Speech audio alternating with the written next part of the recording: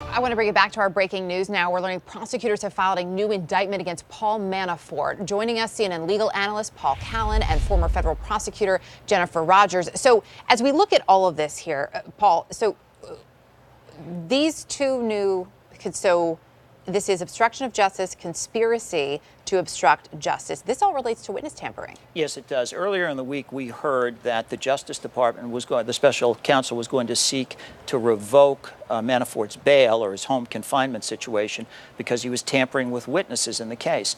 And we were anticipating a spirited argument about that in court today. Instead, what the special prosecutor has done is he's gone to his grand jury and had an indictment handed down that relates to the witness tampering. So the obstruction of justice count is you're obstructing justice by attempting to tamper with a witness, and you've engaged in a conspiracy to do that. It also does something else. It adds Kalimnik, who's this much-mentioned alleged Russian intelligence operative who was allegedly part of Paul Manafort's lobbying efforts in Ukraine as now a named defendant. He was thought to be person A who was listed in prior indictments. Does that change anything?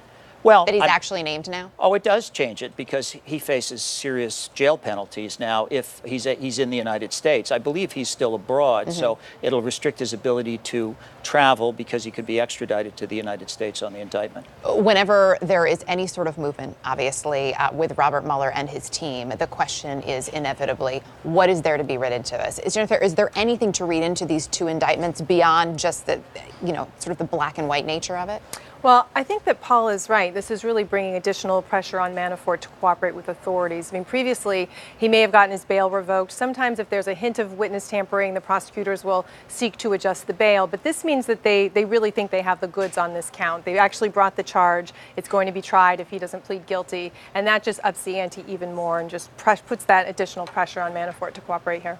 And of course, a lot of people look at this differently when they look at how that raises the pressure and what it could mean for Paul Manafort. But there's always been this question of, what can we actually learn from him?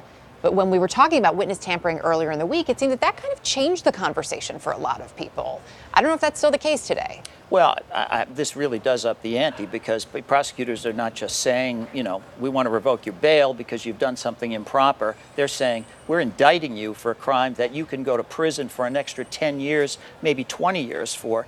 The way the sentencing works on an obstruction count when it involves other charges is that whatever your charge you're trying to obstruct, it's the same sentence for this charge. So it really does up the ante substantially for Kalimnik and for Manafort. But what was also, sorry, real quickly, it was also remarkable, too, as we were talking about this earlier in the week, is that all of this was, allegedly happening with Paul Manafort while the man has 2 ankle bracelets and is under house arrest with everything else hanging over him. And that sort of paints a picture of, I'm still going to do this?